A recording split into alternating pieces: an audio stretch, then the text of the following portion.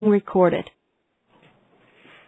Hello, my name is Scott Schumacher, and I have the privilege of introducing today's webinar, Implementing Change Theory in Pursuit of Excellence, Part 2. Today's webinar will feature a best practice at St. Paul, Grafton, Wisconsin. This webinar was prepared by our friends at St. Paul. It is being produced by Concordia University, Wisconsin's Office of Continuing and Distance Education. We thank our friends at Concordia for their leadership and support in this endeavor. Just a few notes before we begin our webinar. Live webinars are participatory events, and so we appreciate your questions and comments.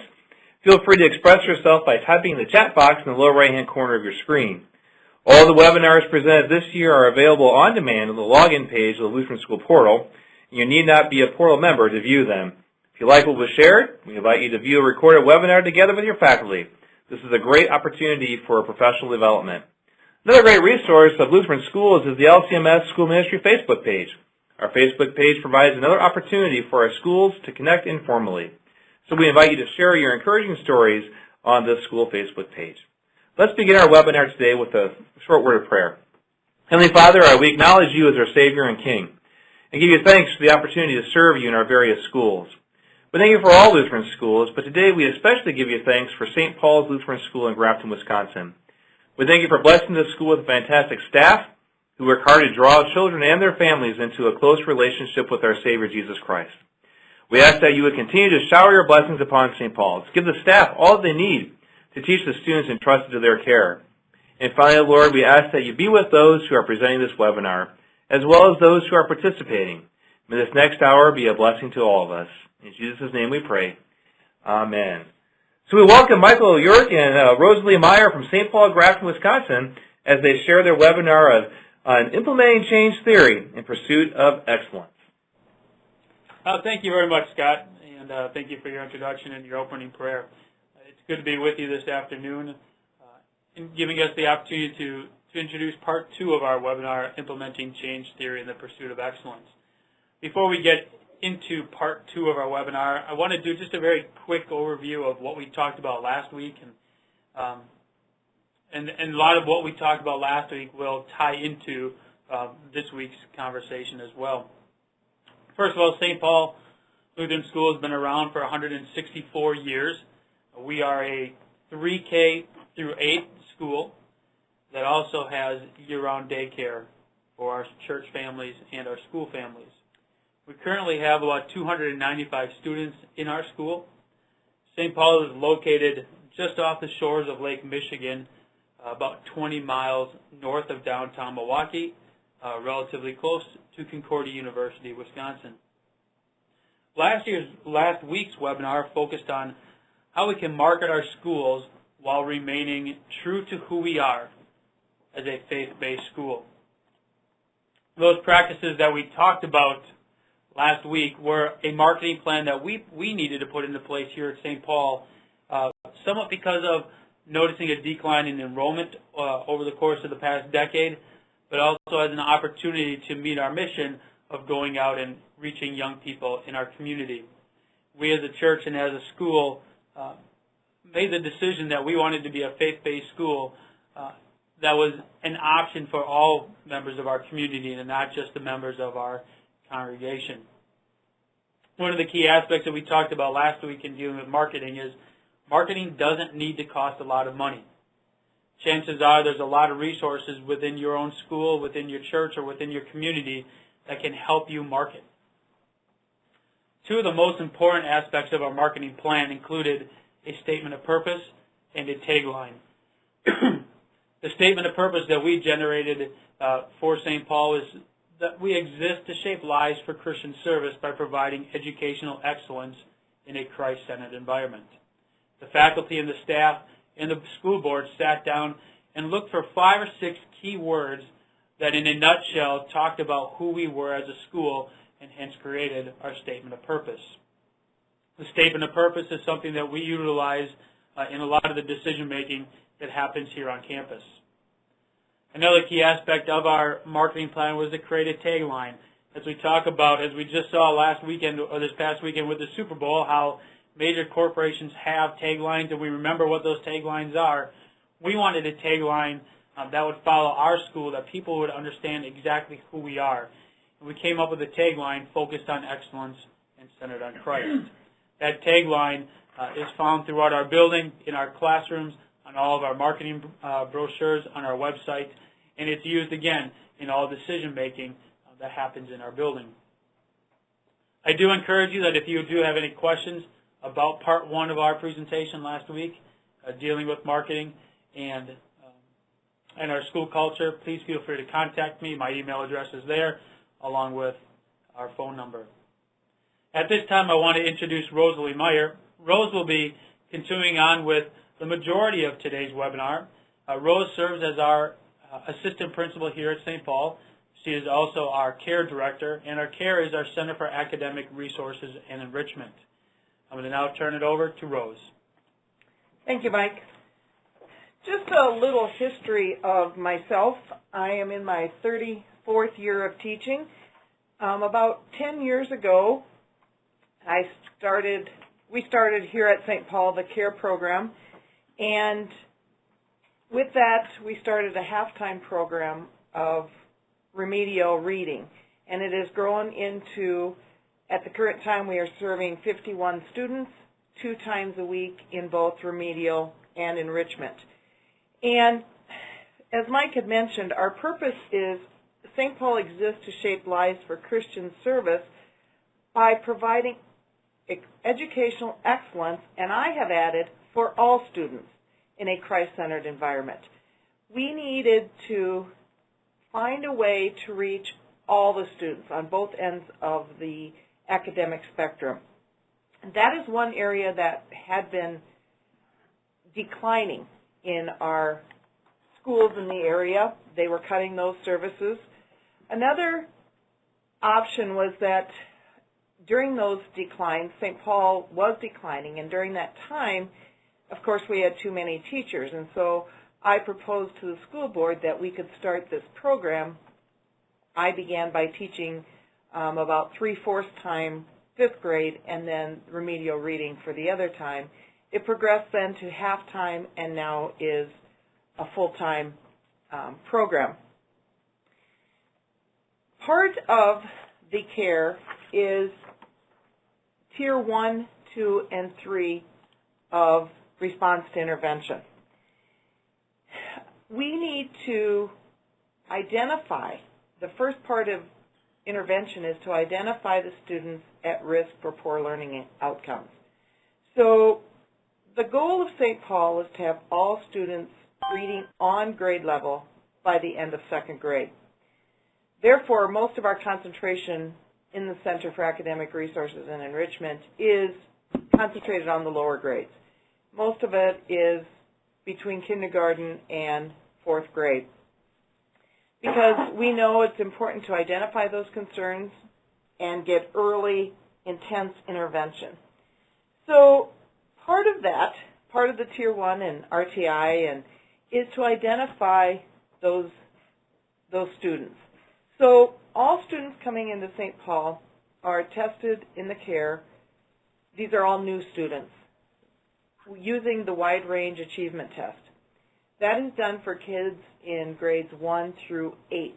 The test doesn't really lend itself well to kindergarten. So kindergarten is done by the classroom teachers in an informal manner. If that testing shows a struggling student, or if our current students show struggling students, we then test them with the Wessler Individual Achievement Test. And that is done during the day. All of our services are provided during the day, and our CARE program is a pull-out program. If we feel possibly a student is advanced, we will then test those students with the screening assessment for gifted elementary students, which is the SAGES. Also, we do MAP testing for grades K through 8, and that is also directed through the CARE Center. Now, part of RTI, or part of monitoring our students, is to monitor their progress, and that is monitoring all students' progress. So we do that using MAP testing, which is the NWEA measure of academic progress, and I'm sure many of you are familiar with this program. We do it in fall and spring. We test all grades, K through 8. We have Chromebooks that the 5th through 8th graders use to do their testing, and the K through 4 uses our computer lab. And that is done mainly so we can get the testing done in a decent amount of time. K through 2 the test is read to them, and 3 through 8, they do the reading. After the testing is done, the explanation of results will also accompany the results to the parents. We can't just give the parents the computer-generated results and expect them to understand. So we go through great detail to explain to the parents what that means to them. Another thing that is such an advantage of MAP testing is that it really breaks down the areas of need for the students and generally even for the whole class. And the teachers are given that data then to determine what can we do, because we know assessment drives instruction. So we need to look at where are our areas of weakness, where are our strengths, what do the students need us to concentrate on. This also works as a phenomenal tool to determine textbooks and curriculum strategies. Where are we going to concentrate on? Maybe we have a consistent low score in math calculations. Now we know that when we look at our math series, we need to find a series that concentrates on that area. We also, of course, then include formal and informal classroom evaluations because, again, to differentiate with each child, with each student, we need to be able to assess them and find out what is best for them. The CARE also provides evidence-based interventions. You can't just pull out a game and say, okay, this is what we're going to work on today. You have to have some connection between what's happening in the classroom. And we work very hard on coinciding with the curriculum in the classroom. There's constant communication with the classroom teachers there, and then you can adjust the intensity of those interventions. Currently, some groups, some students come individually, mainly by their need. If they're diagnosed with a disability or if they're diagnosed with some type of struggle, then usually they come individually to the CARE. The CARE is a pull-out program. The students, like I mentioned earlier, come about usually most of them 2 times a week. It is not, there is no stigma attached.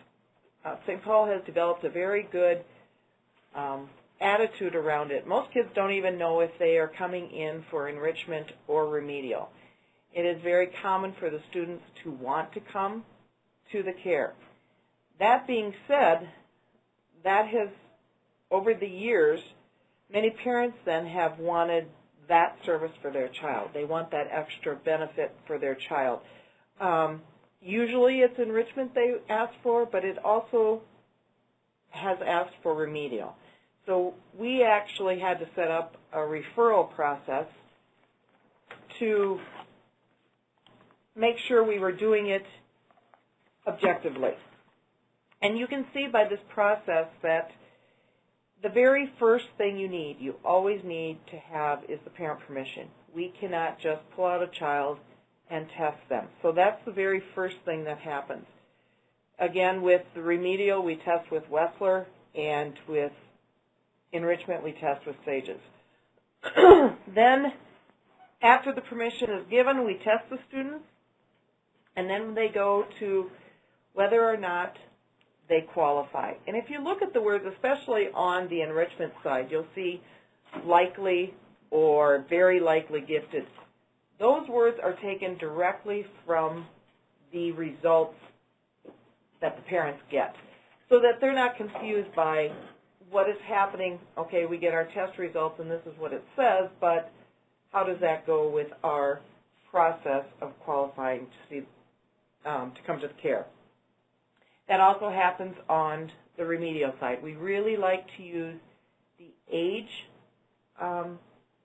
norms versus the grade norms because it gives you a better idea for those children that maybe started early or started late in school. Most of the students then, as you can see if you go down the flow chart, come twice a week. Some students do not qualify, and at that point they're encouraged to come in and find some ideas that they can work on at home. In the website, the weekly website, there's always what we are doing in the care at each grade level so that the parents can then also work at home with that same thing. Also then, enrichment, you'll see that most of the time it is done at home because most students really are not gifted. They might be advanced, but they're not necessarily gifted. Currently, we do have one student we are advancing in math, and also that student then comes to the care twice a week. With enrichment, our goal is to dig deeper, not higher, not to keep going, so that the kids can dig deeper into what they're studying, again, in their classroom. With the math, we are working on some STEM items, and she currently is working on computer coding because that is not something we are necessarily covering in our classroom. After the testing is done, we then go to a service plan. A service plan then is developed for each student, and if you look, it has the student's strengths, their areas of concern, and how that's affecting their general curriculum. This is done through and in cooperation with the teacher. The teacher and I both set this up at the beginning in the fall of the year. Also with that, then you have to determine benchmarks. Where is that child going to be? How are we going to measure it? And then we at St. Paul are on trimesters. So therefore, we set it up as trimester scoring or not necessarily rating, but reports of their progress. Then on the back side of that is the accommodations and modifications. Again, work together with the teacher on this to determine what we're going to do in the classroom and to determine how long they're going to come to the care, when they're going to be at the care. This then, the teachers share with the parents during conferences, parent conferences, and or they come for their own conference into the care. And then everyone signs it. So now we have a documentation of our interventions. For RTI, you need to document where, what, and when you're doing what you're doing.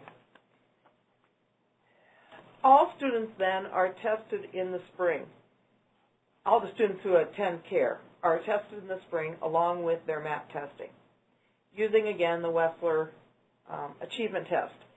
Those results are sent home. Here's an example of those results.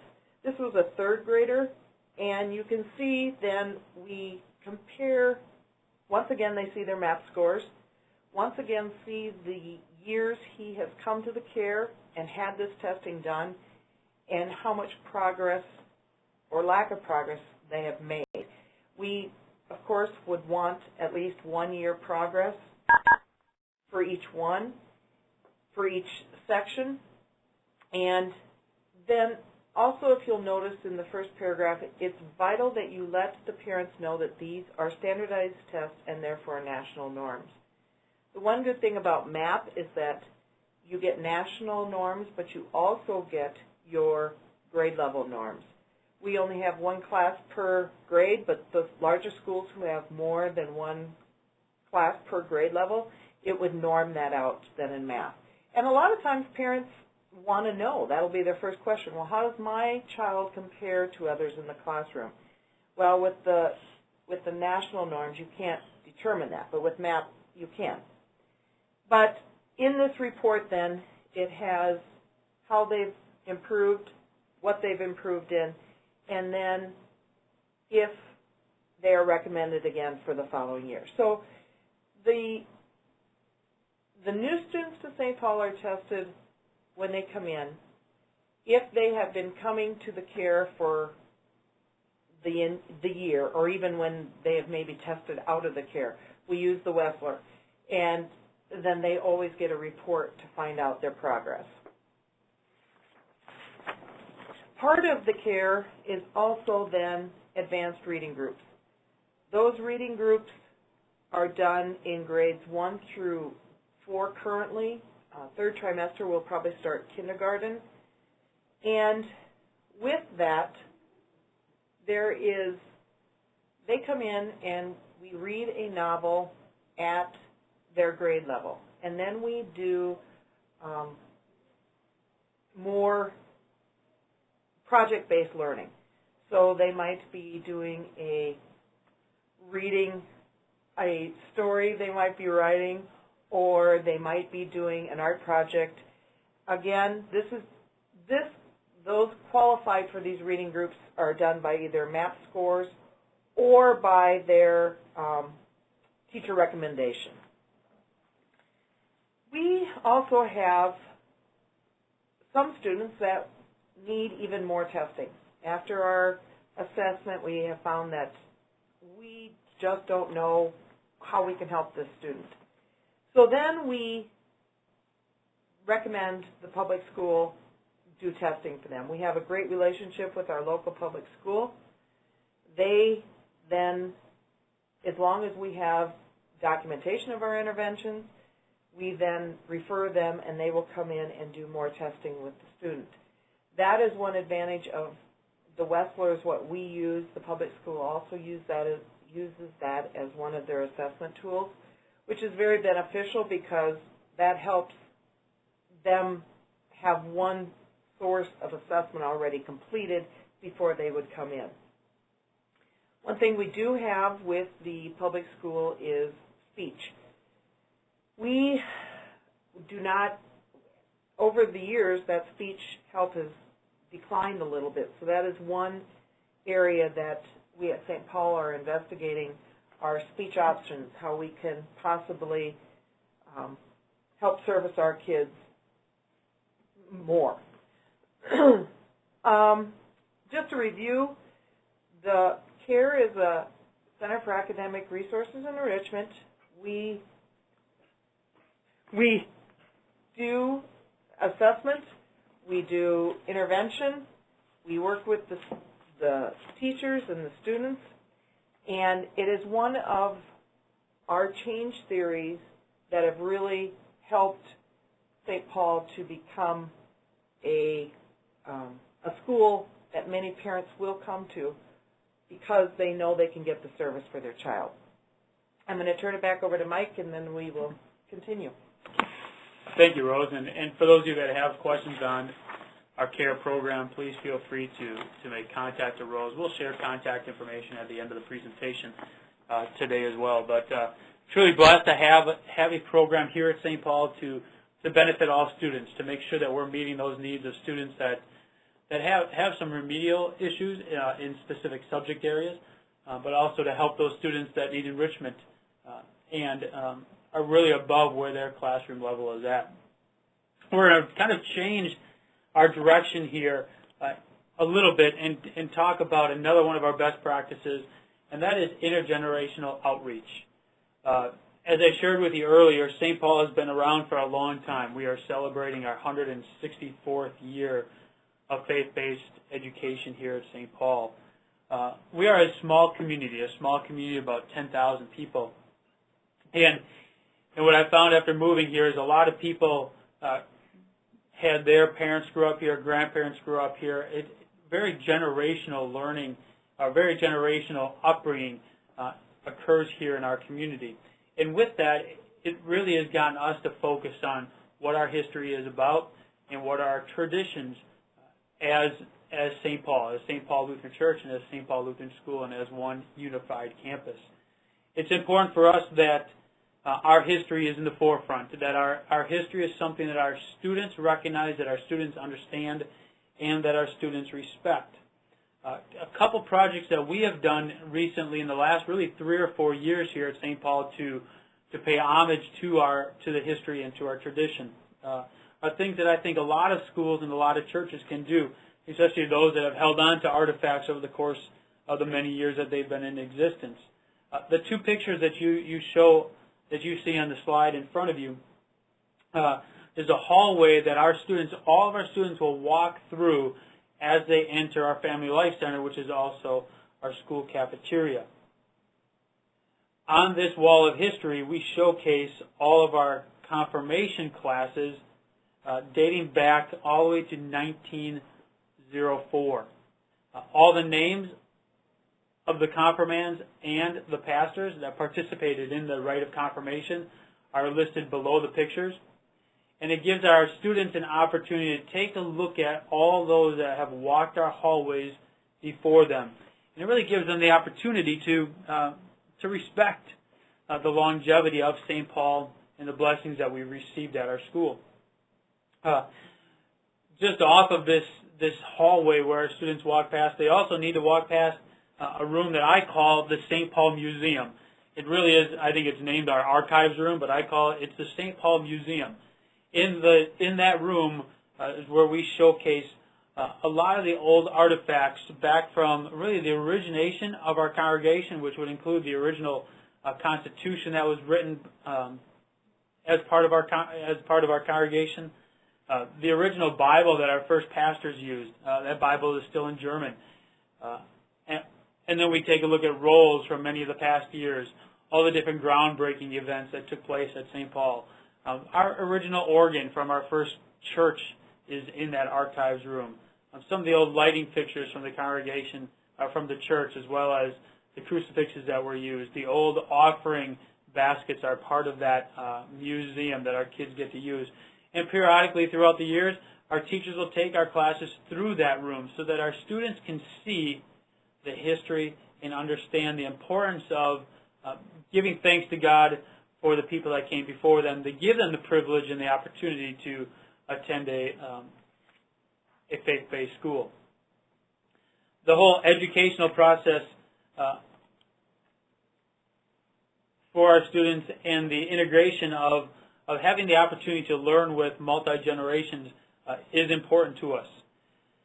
We are blessed here on our campus to have a senior housing development. About 6 years ago, the congregation made a decision to sell off part of our land and create a senior housing development called the Providence Place. The Providence Place for us is a senior living development that is its own 501c3, with St. Paul being the beneficiary, and in it there are 40 units of non-assisted living. We have collaborated with the Providence Place to have opportunities to have intergenerational learning with our students and with residents there, along with members of our congregation. We find it very important to bring together the different generations of our school and our church community, and what it really helps us do is helps unify ourselves as one campus. Last week we talked about school culture and the importance of being known as St. Paul, not St. Paul Lutheran Church, not St. Paul Lutheran School, and now not the Providence Place. We consider ourselves one unified place, and that is St. Paul. We get our congregational members to help out in our pre-K classrooms. Our congregational members are helping lead projects. They come in for story time. They come and help snack time with our teachers and other events that happen throughout our school year. Our National Junior Honor Society is very active with different activities that happen here on our campus as well as over at the Providence Place. One of the fun activities that we just had just a few weeks ago was residents that need help decorating their apartments for Christmas. They'll contact us and we'll send National Junior Honor Society members over to their apartment to help them decorate. All of those residents at Providence Place have a storage in the basement, so our students will bring up their decorations up to their apartments, decorate them, and then return the empty boxes. As much fun as decorating it is, we all know that taking down Christmas decorations is a lot less fun. So we usually have more residents that will contact us with the desire to have our students come over there and help take down the decorations. I'll talk often about the different activities that we have going on and the importance of our students having the opportunity to interact with members of our congregation, of our community, that are of a different generation. We know the older generation absolutely loves to have that time with our younger people, and what we're finding is our younger people are enjoying it just as much as our older generation. This summer, our National Honor Society started a school garden. Inside our school garden, they planted tomato plants, broccoli, peppers, and various other types of vegetables that were kind of low maintenance vegetables, but yet would grow, and then we could share the harvest with the Providence Place and with our congregational members. It really gave our kids the opportunity, where we see a lot of kids not having the opportunity to tie into farming, to tie into creating their own garden and how to raise a crop, and then how to give, how to put the time and effort into a project, knowing that we're not going to have the benefit where we're taking those vegetables and things home with us. We're going to have the benefit of sharing that with others. I think a lot of our campuses across our country can do a project like this, where students can create their own garden and then share what they reap with others. One of the changes that we look to be making in our garden this year is we're going to have our students start their own plants from seed. Last year we had our students buy plants from various gardening businesses here in our community, but this year we're going to take it one more step and give them that opportunity to start from a seed all the way through the whole planting process. Other activities that we want our students to participate in and share with our congregation and with Providence Place are activities I think a lot of our schools can do and maybe very well might be doing already. We invite our older generation from our church and from Providence Place to come and enjoy chapel time with us. We have chapel once a week. Very often our classes are leading those chapels, so we ask those members of those areas to please come and join us. Come and join us for a time of worship where we can gather together as multi-generations and share the love of the Lord and have an opportunity to worship together. We invite them to come to our Christmas programs, to our band concerts, to our choir conference, to our school plays, and to our school musicals. Very often for those activities, we'll put on special day performances so that the older generation can come in when they're more likely to be able to drive or feel the opportunity to be able to walk over here from the Providence Place and enjoy those activities with us. We have our pre-K students go directly over to Providence Place and to some of our other assisted living areas in our community and sing for them. It was very popular this Christmas to have that opportunity to bring our kids to our older generation and bring the love of Jesus to them. One of the larger projects that we do, and I actually do this with our eighth grade class, is we create a time where our students have game time with our older generation. I'll bring our 8th grade class over to Providence Place, or we'll do something here in our Family Life Center with our congregational members, where we'll play games with residents or with our congregational members. Simple games like Uno and cribbage and checkers. It gives our two generations the opportunity to sit down and to talk, to share how life used to be, how life is today, and for our kids to really get an opportunity to show respect to those that have come before them. One of our favorite projects that we do with our 8th grade class at the end of their time here at St. Paul is our students create an intergenerational newspaper with the members of Providence Place. Our students are going to select a topic and then create questions based upon their topic. They will then interview a member of Providence Place or a member of our congregation about their topic. Topics have included political differences from the time when the older generation grew up to today. How living internationally has changed over the course of the many generations. The development of sports in our society. The evolution of women in our society and the different roles that women have taken on in our society. How school discipline has changed. And we all know that discipline back in the 30s and 40s and 50s is much different than discipline that we have today. Many people that live in the Providence Place, or older generations, lived through the civil rights movement. And we give an opportunity to talk about that. We've talked about technology differences, or the cost of products over the years, and reaction to historical events. There are so many topics that our students come up with, or even the residents come up with, that we can do a compare and contrast paper on. And then when those interviews have been completed, our students write a short newspaper article based upon their interviews. The culmination of the project is then to have our newspaper published,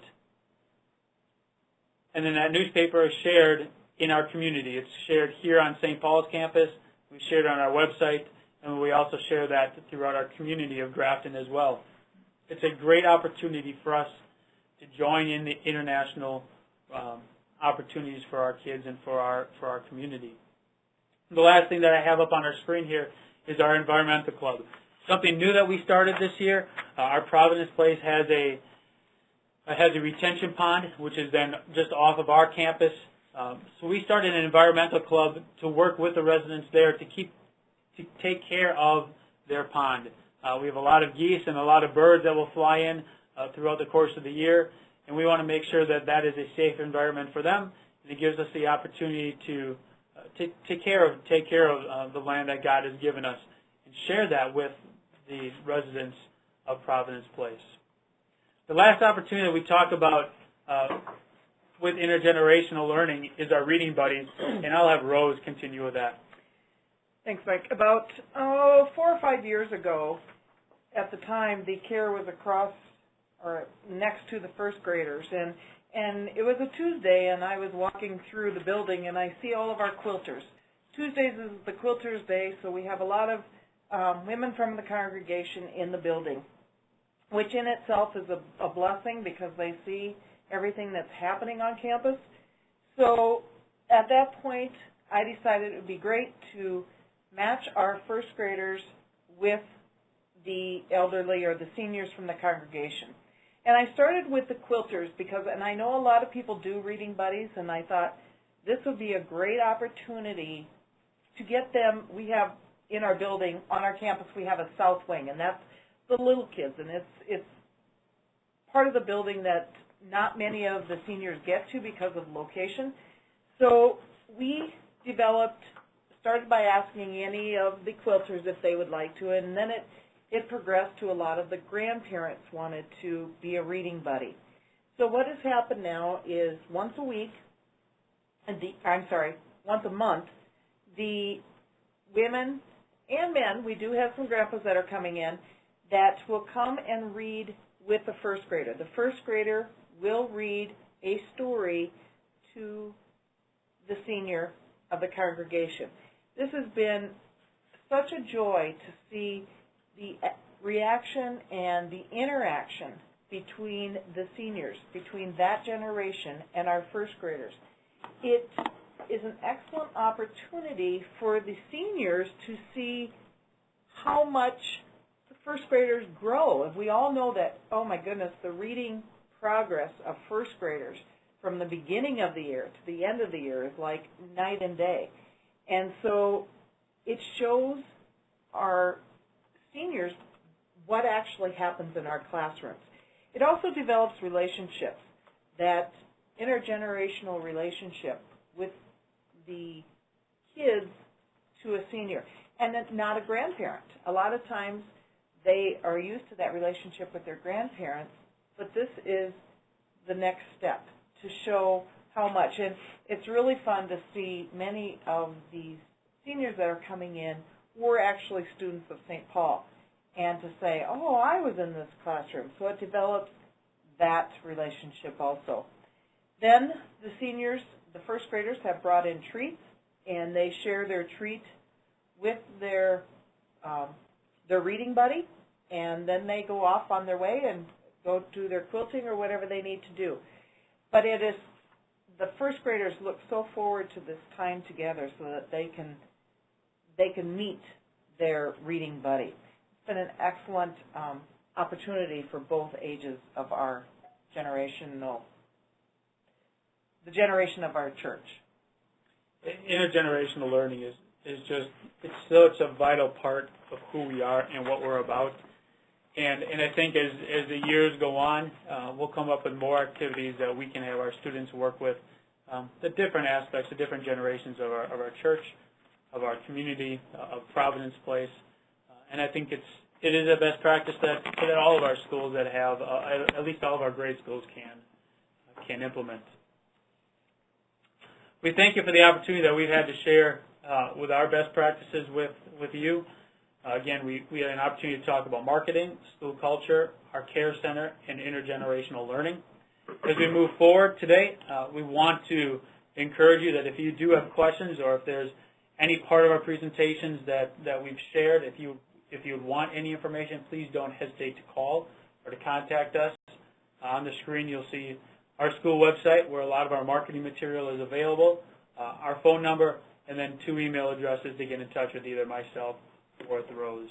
Again, God's blessings to you and your schools, and thank you for the opportunity for us to share a little bit of St. Paul with you. Well, thank you so much, Michael and Rosalie. Fantastic job on your presentations. Clearly, God has blessed your school, really your entire church there in Grafton there with so many blessings. And so, once again, great job, and congratulations on being named an exemplary school. We also thank our friends from Concordia, Wisconsin for helping produce this webinar. And again, for those who are participating right now, we have one more webinar scheduled for this school year. They'll be coming up in late March, so we're looking for more information on that as well. God's blessings to all of you as you continue to serve our Savior as professional educators in Lutheran schools. God bless.